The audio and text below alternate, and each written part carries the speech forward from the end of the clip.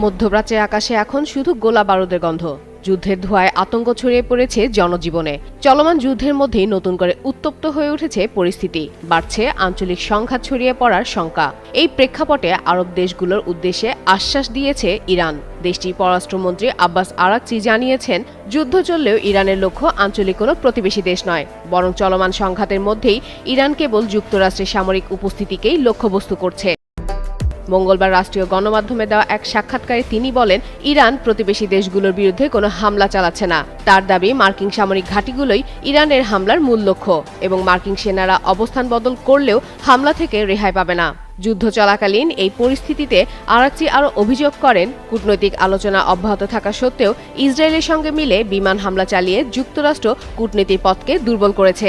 সতর্ক করে তিনি বলেন, এভাবে সংঘাত অব্যাহত থাকলে পুরো মধ্যপ্রাচ্য আরও বড় অস্থিরতার দিকে এগিয়ে যেতে পারে।